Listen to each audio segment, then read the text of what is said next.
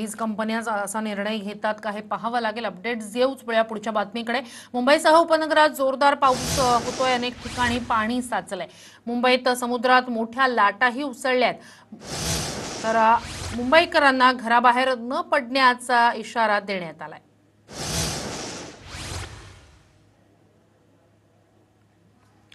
तर मुंबई आणि परिसराला मुसळधार पावसाचा अतिवृष्टीचा इशारा देण्यात आलेला आहे। कुलाबा वेधशाळेने तसा अंदाज वर्तवला आणि त्यानुसार खरं तर अनेक भागात दमदार पाऊस झालेला आहे। उपनगरातही जोरदार पाऊस झालाय, अनेक ठिकाणी सखल भागांमध्ये पाणीही साचलेलं होतं।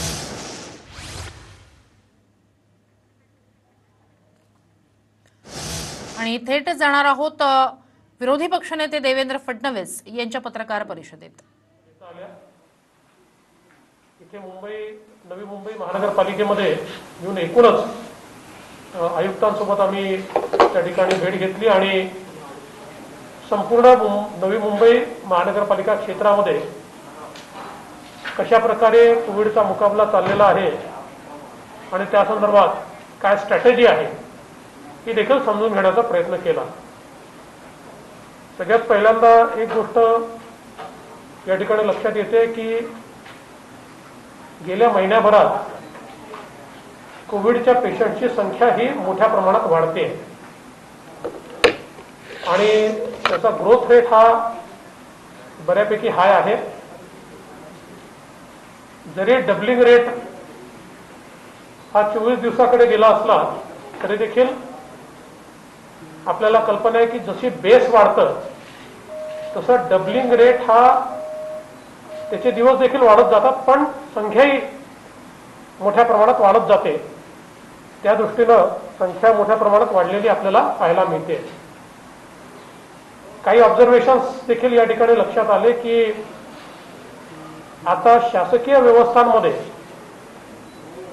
पेशंट्स करता जागा उरलेली नाही आणि त्यामुळे पेशंट्सला मोठ्या प्रमाणात खासगी व्यवस्थांमध्ये जावं लागतं आणि खासगी ज्या काही व्यवस्था आहेत त्या ठिकाणी पेशंट्सकडनं मोठ्या प्रमाणात बिलं वसूल केले जातात आणि विशेषतः पेशंट जर क्रिटिकल असतील तर क्रिटिकल पेशंट्सला जिथे व्हेंटिलेटरची आवश्यकता असेल किंवा इतर इंटेन्सिव्ह केअरची आवश्यकता असेल अशा ठिकाणी आता सामान्य माणसाला काही खासगी रुग्णालय परवडत नाहीत।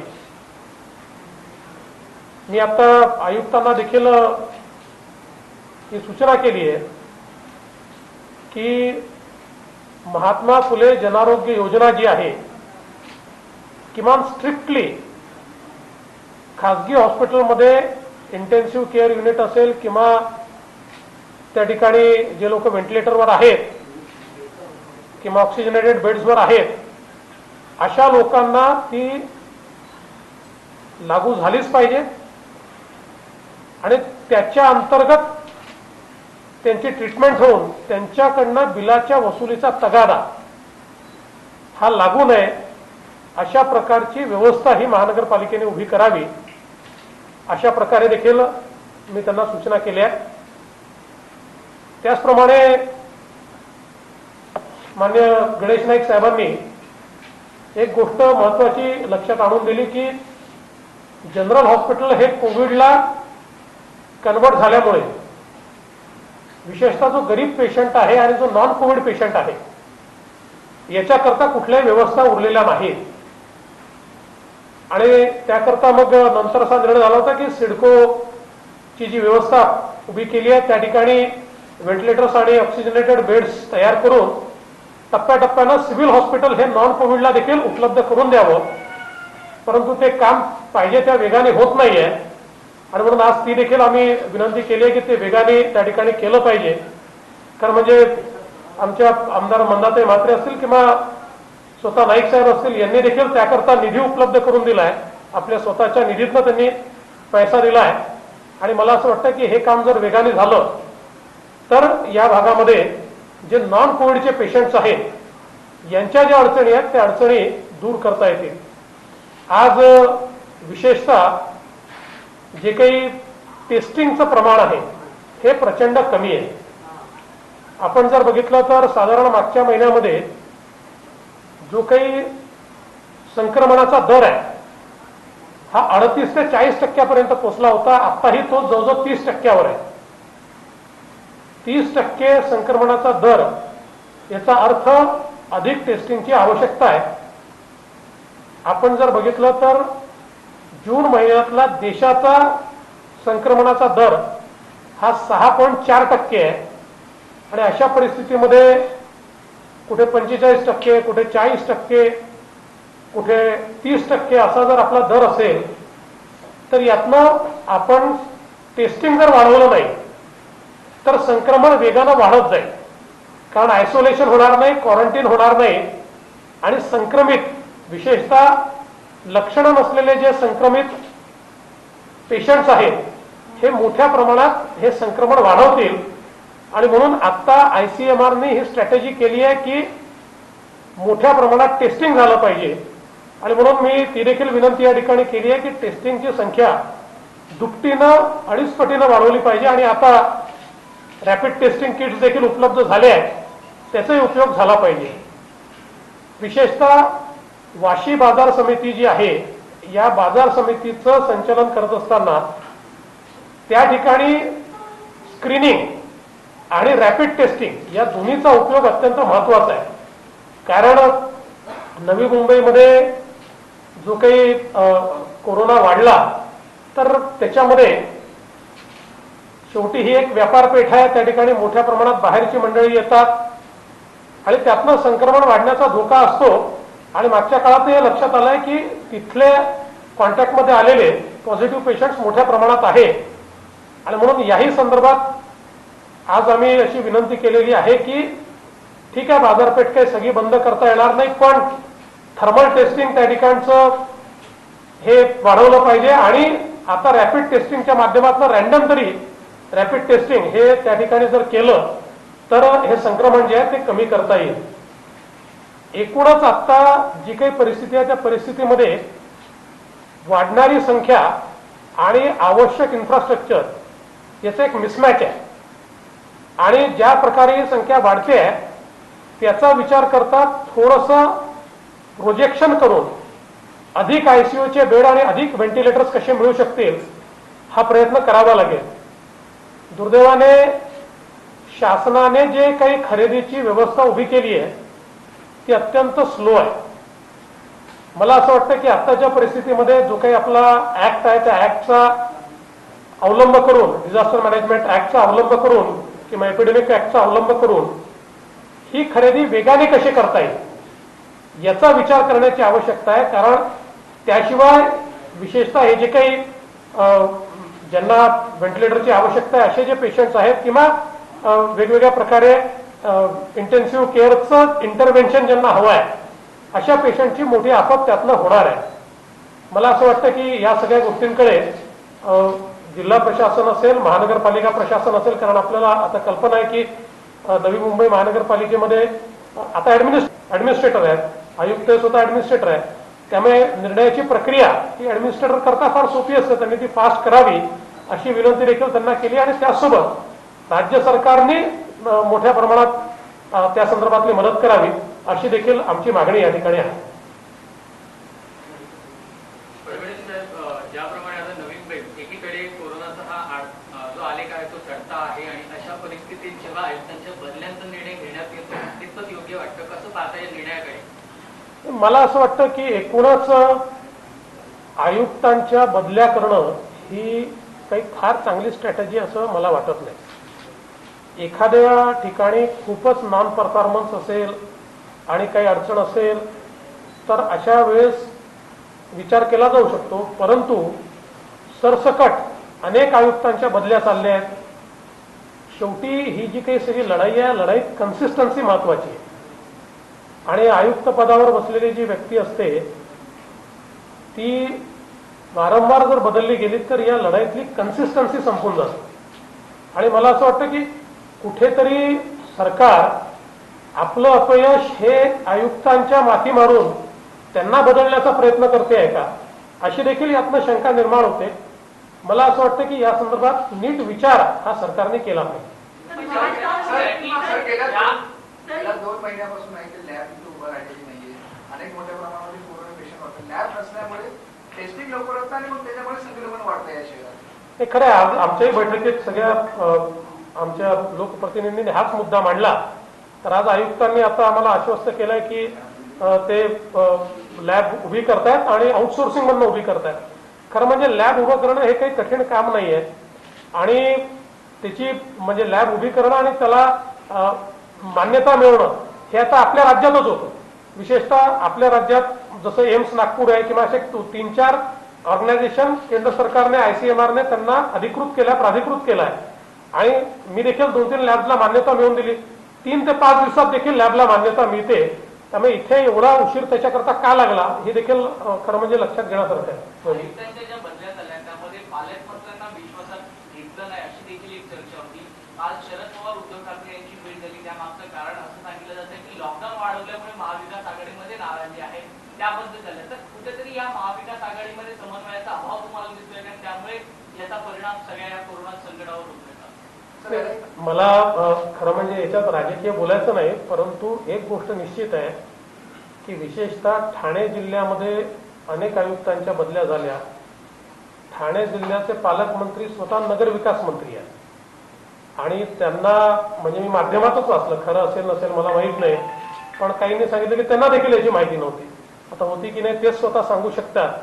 तर मला असं वाटतं की स्ट्रॅटेजी योग्य नाही आहे.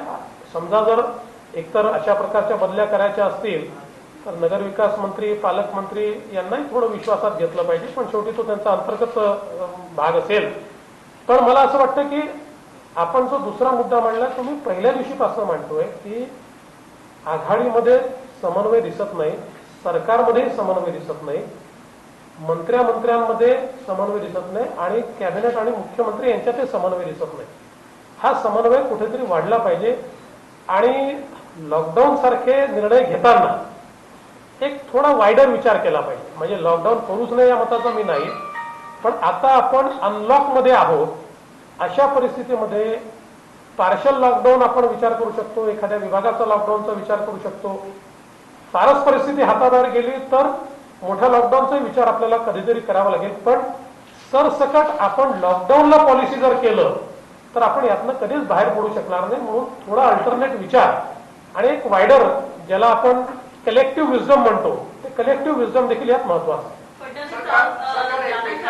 एक तरफ पालिका कहती है कि बेडों की कमी नहीं है, वेंटिलेटर्स की कमी नहीं है, वास्तविक तौर पे आज भी लोग ऑक्सीजन बेड की कमी से मर रहे हैं. आप इस बात को मानते हैं और आज ग्राउंड रियलिटी आपने जो देखी है आपने क्या पाया? नहीं, आपने जो बात कही वो सही है. जिस प्रमाण में बेड्स की और विशेष रूप से ऑक्सीजनेटेड बेड्स और वेंटिलेटर्स की आवश्यकता है उतनी संख्या में वो उपलब्ध नहीं है. और विशेष रूप से जो उपलब्धता है उसमें भी प्राइवेट सेक्टर में जो उपलब्धता है वो गरीब आदमी वहाँ जा नहीं सकता, उसको कोई सहूलियत वहाँ नहीं मिलती. और जिस प्रकार का पेमेंट वहाँ पर लिया जाता है तो एक सामान्य मध्यम वर्गीय घर का व्यक्ति वो सहूलियत उसको वहाँ नहीं मिलती, वो नहीं जा सकता. ऐसी परिस्थिति है. इसलिए मैंने आज ये निवेदन भी किया है कि बड़े पैमाने पर वेंटिलेटर्स की आवश्यकता अभी भी पड़ेगी, क्योंकि जिस गति से कोरोना इस MMR के क्षेत्र में बढ़ रहा है उसके चलते आज की परिस्थिति में जब हमको बेड्स कम पड़ रहे हैं, आज की परिस्थिति में जब हमको ICU बेड्स कम पड़ रहे हैं, तो हमको थोड़ा भविष्य का विचार करना पड़ेगा. कम से कम मुझे ऐसा लगता है कि अगस्त महीने के अंत तक क्या परिस्थितियां हो सकती है इसके आधार पर हमारी तैयारियां खड़ी करनी पड़ेगी. सरकार या ठिकाणी आव्हान आले होते, कबुली दिली की आमच्यामध्ये वाद आहेत, प्रत्येक घरात वाद असतात, पण तरी आम्ही मुख्यमंत्र्यांच्या मागे ताकद उभी आहे. नाही, खरं तर आता सगळ्याच पक्षांनी आणि विशेषतः जे काही आघाडीतले तिन्ही पक्ष आहेत त्या पक्षाच्या सगळ्या नेत्यांनी मुख्यमंत्र्यांच्या पाठीशी उभं राहण्याची आवश्यकता आहे. ते म्हणतायत पण त्यांच्या कृतीतनं मात्र ते दिसत नाही, हा प्रश्न आहे. आणि ठीक आहे, वाद वगैरे सगळं ठीक आहे, पण आता वादाकरता ही वेळ नाही आहे. आता कोरोनाची लढाई करायची आहे. अशा परिस्थितीमध्ये त्यांनी समन्वयाची यंत्रणा उभी केली पाहिजे, मुख्यमंत्र्यांनी केली पाहिजे आणि हे सगळे वाद दूर करून किमान निर्णय प्रक्रियेत तरी आम्ही एक आहोत अशा प्रकारची परिस्थिती बाहेर दिसली पाहिजे. देवेंद्र फडणवीस साहब आपसे जानना चाहेंगे कि ठाणे जिला में जिस प्रकार से कोरोना का संक्रमण तेजी से बढ़ रहा है, पालक मंत्री एकनाथ शिंदे खबरों में बैठकें करते हैं, जितेंद्र आव्हाड 4 महीने बाद नवी मुंबई महानगर पालिका में आते हैं। आपको लगता है क्या कि इन मंत्रियों को एक दूसरे पे भी भरोसा नहीं और कोऑर्डिनेशन की बेहद कमी है? देखिए, मैं उस पर इसलिए टिप्पणी नहीं करूंगा कि जितेंद्र आव्हाड बीमार भी रहे हैं और पालक मंत्री जो उनका काम है वो कर रहे होंगे, यानी मुझे उसके बारे में जानकारी नहीं है, तो किसी पर व्यक्तिगत मेरी टिप्पणी नहीं है। पर इतना मैं जरूर कहूंगा कि जो मंत्री है उनमें समन्वय का अभाव है और पार्टियों में भी समन्वय का अभाव है और कैबिनेट और मुख्यमंत्री इनमें भी समन्वय का अभाव है और इसलिए एक स्ट्रैटेजी से सरकार आगे जाती हुई नहीं दिखती। सरकार के निर्णय बार बार बदलते हैं। सरकार में एक निर्णय सरकार लेती है तो उसके साथ वाली पार्टियां दूसरे निर्णय पर इंसिस्ट करती है और फिर 2-3 दिन में उस निर्णय को पीछे लेना पड़ता है। तो मुझे लगता है ऐसे समय अगर एक कोऑर्डिनेटेड एफर्ट और एक सिंगल कमांड सिस्टम ये अगर हमको दिखाई पड़े तो पैंडेमिक के समय वो बहुत जरूरी होती है। काही मंत्र्यांनी सर गाड्या विकत घेतलेल्या, अशा वेळेला जेव्हा आर्थिक परिस्थिती एवढी बिघडलेली खाली असताना त्यांना गाड्या लागतायत, मोठ्या गाड्या मागण्या, मला असं वाटतं की आता गाड्या ही प्रायोरिटी होऊ शकत नाही। गाड्यांची प्रायोरिटी ही थांबू शकते ती आता। असं तर नाही की मंत्र्यांजवळ गाड्याच नाही आहेत, त्यामुळे समजा त्यांच्या गाड्यांमध्ये काही प्रॉब्लेम असतील तर काही दिवस स्वतःची गाड्या ते वापरू शकतात आणि एकदा सगळं स्थिरस्थावर झाल्यानंतर नवीन गाड्या घेतल्या जाऊ शकतात।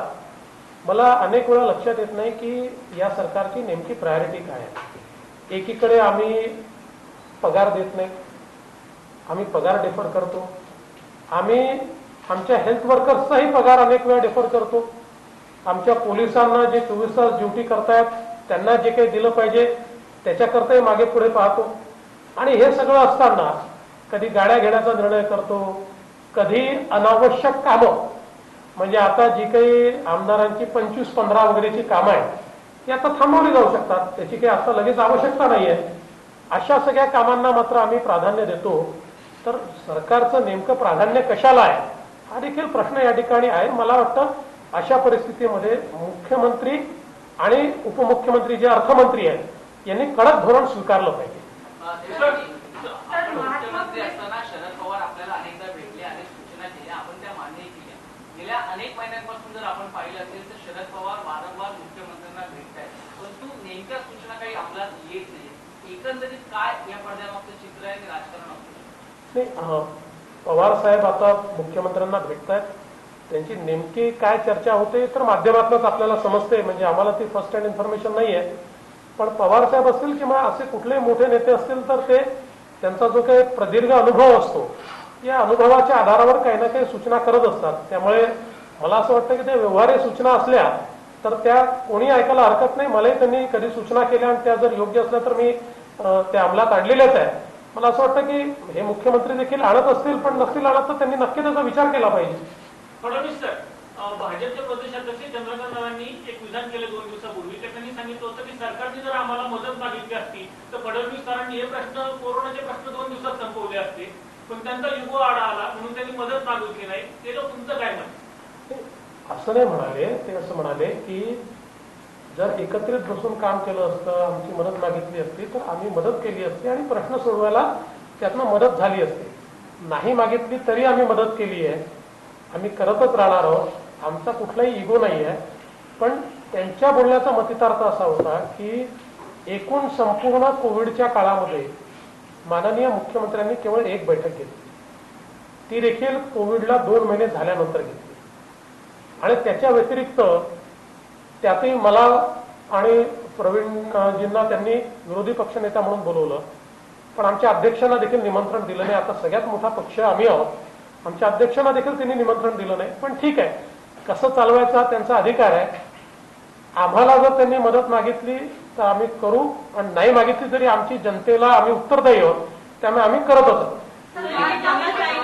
पत्र लिहिलेलं आहे ज्यामध्ये त्यांनी असं म्हटलं की नीट अंतर्गत ज्या केंद्रीय कोट्यातून होणाऱ्या ऍडमिशन मध्ये ओबीसींना आरक्षण द्या अशी मागणी केली, कितपत योग्य वाटते की कसं बघूया? नाही, त्यांनी पत्र लिहिलं हे उत्तमच आहे, परंतु खरं म्हणजे हे आरक्षण कोणाच्या काळामध्ये रद्द झालं हे बघितलं गेलं पाहिजे।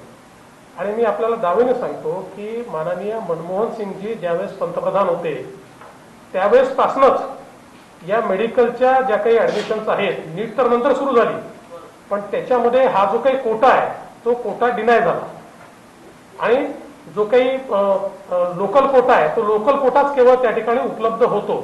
त्यामुळे आता त्यांनी पत्र लिहिलं असेल तर त्याच्यावर योग्य कारवाई होईल, पण जणू काही फक्त हे पत्र लिहून असं भासवायचं की काहीतरी हा सरकारचा निर्णय आहे, या सरकारचा निर्णय नाही, मनमोहन सिंगजींचाच निर्णय आहे. साखर कारखान्याचा विषय आहे की अनेक आमदारांना सर्व निकष बाजूला ठेवून सरकारच्या हमीवर त्यांना लोन दिलं जात आहे. भारत राखेचं नाव येतं, गोष्टींचं नाव येतं, सर्व सरकारी जे आमदार आहेत त्यांचे कारखाने. पहिली गोष्ट तर अशी आहे की साखर उद्योगाला मदत करण्याची आवश्यकता आहे.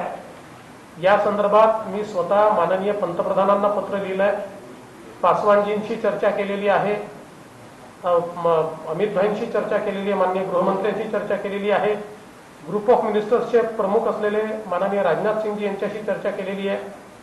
स्वतः आमचे रावसाहेब दानवे पाटील हे विभागाचे राज्यमंत्री आहेत, तेही प्रयत्न करतायत. त्यामुळे केंद्र सरकारकडनंही काही मदत मिळाली पाहिजे, राज्य सरकारकडनंही मदत मिळाली पाहिजे असा प्रयत्न आहे. मात्र हे सगळं करत असताना सिलेक्टिव्हली सगळे नियम बाजूला ठेवून केवळ आपल्या 2-4 कारखान्यांना द्यायचं हे देखील योग्य नाही आहे. निकष तयार करून जेवढे कारखाने त्या निकषात बसतील मदत केलीच पाहिजे, पण जेवढे कारखाने बसतील, आपण बघा आमच्याही काळात आम्ही मदत केली, पण आम्ही निकष तयार केले आणि त्या निकषामध्ये जेवढे बसले म्हणजे त्याच्यामध्ये तुम्हाला मी दाखवू शकतो की राष्ट्रवादी काँग्रेसचेच जास्तीत जास्त कारखाने आहेत की जे निकषात बसले आणि म्हणून त्यांना त्या ठिकाणी मदत मिळाली. म्हणून ही मदत करताना हे फेवरेटिझम करू नये आणि दुसरं काही त्याचे नियम आणि निकष असले पाहिजे. नियम आणि निकषाच्या बाहेर जाऊन कोणाला जर मदत होत असेल तर ती योग्य होणार.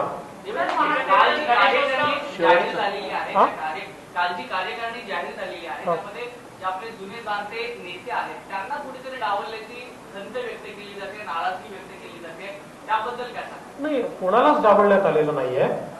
कार्यकारिणी भारतीय जनता पक्षाचं स्ट्रक्चर जर आपण बघितलं तर आमच्याकडे जम्बो कार्यकारिणी नसते. भारतीय जनता पक्षाच्या कार्यकारिणीमध्ये संपूर्ण राज्यातनं 12 उपाध्यक्ष, 12 मंत्री आणि 5 महामंत्री असतात. एवढ्या लोकांमध्ये संपूर्ण राज्य कव्हर होत नाही. त्याच्यानंतर मग कार्यकारिणीचे काही सदस्य असतात, कार्यकारिणीवर काही निमंत्रित असतात आणि काही विशेष निमंत्रित असतात.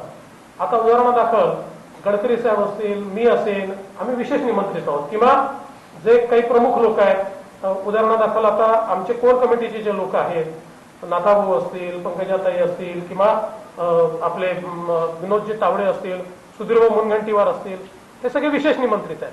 त्यामुळे या पद्धतीनेच ती कार्यकारिणी झालेली आहे आणि कार्यकारिणी ही सर्वसमावेशक अशी कार्यकारिणी त्या ठिकाणी झाली आहे. मला वाटत नाही की कोणाची फार काही नाराजी त्याच्यामध्ये असेल. शेवटचा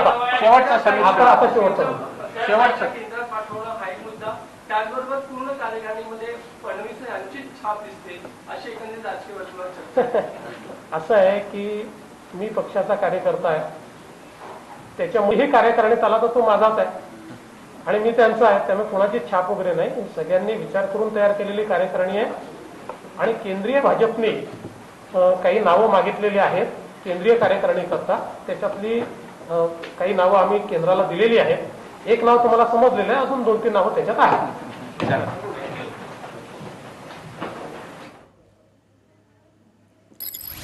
तर हे होते विरोधी पक्षनेते देवेंद्र फडणवीस. अर्थात कार्यकारिणीच्या मुद्द्यावर सुद्धा त्यांनी आपलं म्हणणं मांडलंय किंवा आपली भूमिका स्पष्ट केलेली आहे. आणखी नावं केंद्रात जी पाठवली जाणार आहेत कार्यकारिणीसाठी तीही कळतील असंही ते म्हणाले.